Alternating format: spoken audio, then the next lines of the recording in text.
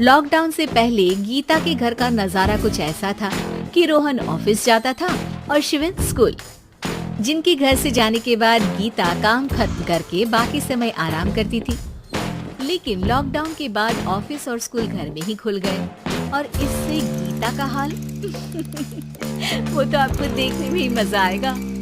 शिविन, ओ शिविन, महाराज उठने के लिए क्या 21 तोपों की सलामी लेंगे?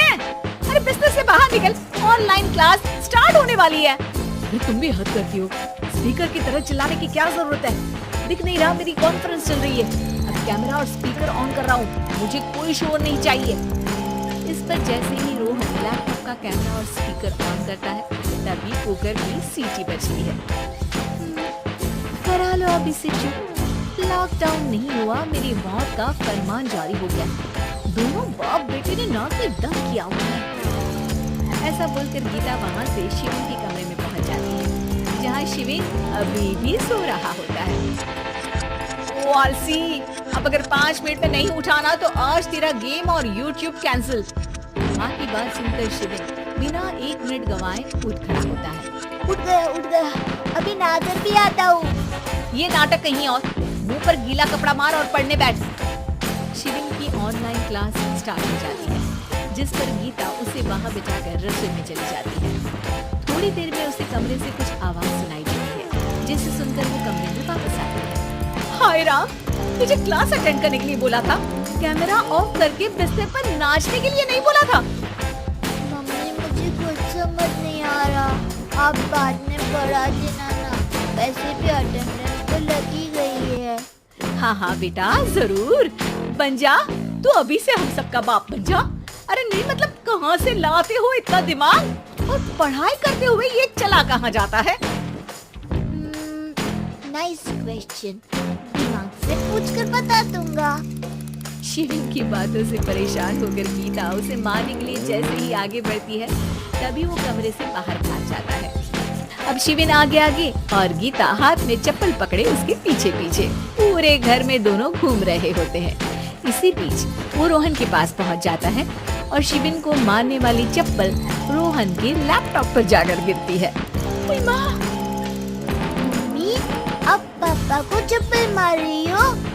वो आज तक के रिपोर्टर, चुपचाप जाकर क्लास अटेंड कर ले, नहीं तो अगली तेरे पीछे लगेगी। इस पर शिविन वहाँ से चला जाता है, जिसके बाद रोहन गीता से कहता है, इस सर्कस के लिए कुछ बोलना चाहोगी? अरे क्या करूं, जब से तुम दोनों घर में रहने लगे हो, घर अपने आप ही सर्कस बन गया है और मैं तुम्हारी नौकर, कभी बेटी को संभालो तो कभी बाप के नखरे उठाओ। इन्हीं सब उथल पुथल में दिन बीतते रहते हैं, जिसमें हर रोज घर के अंदर कुछ नया सियप्पा खड़ा मिलता है, जो ज्यादातर शिविन और रोहन की ऑनलाइन स्कूल और ऑफिस से रिलेटेड ही होता है। शिविन चलो उठ, आज की क्लास जल्दी है। कैमरा ऑफ करके आप अटेंड कर लो। अरे ऐसे छितर पड़ेंगे, दादी नानी सब एक साथ याद आ जाएंगी। गीता की लाख मशक्कतों के बाद क्लास तो खत्म हो जाती है, लेकिन उसके बाद शिविन फोन इस्तेमाल करते हुए इंस्टाग्राम रील बनाने लगता है। तो तुम कौन था? तुम थी, नैन्सी कौन था? हाँ, मैं गरीब हूँ।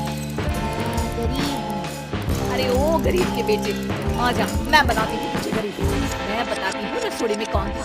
पढ़ाई करने बोलो तो इनकी माँ मर जाती है और ये पागलपंतियाँ जितनी मर्जी करा लो। गीता शिविन को डांट रही होती है, तभी रोहन बीच में बोल पड़ता है, अरे बच्चा ही तो है, इतना गुस्सा क्यों कर रही हो? बेटे का साथ देने की इसी एक कोशिश में अब शिविन के साथ साथ रोहन भी गीता के गुस्से की सूली पर चढ़ जाता है। अगर बेटे पर इतना ही प्यार आ रहा है तो इसे क्लास अटेंड क्यों नहीं कराते, इसका होमवर्क क्यों नहीं कराते? उस समय तो बहुत जल्दी मीटिंग आ जाती है, वो काम मैं करूं और यहाँ इस बेफिजूली की चीज में तरफदारी करके बन जाओ महान। हे भगवान, कोई तो इनके ऑफिस और स्कूल खुलवाओ, मैं इन्हें और घर में नहीं सह सकती। कुछ और मांगोगी क्योंकि तुम्हारी ये विश इस साल तो पूरी होने से रही, कोरोना।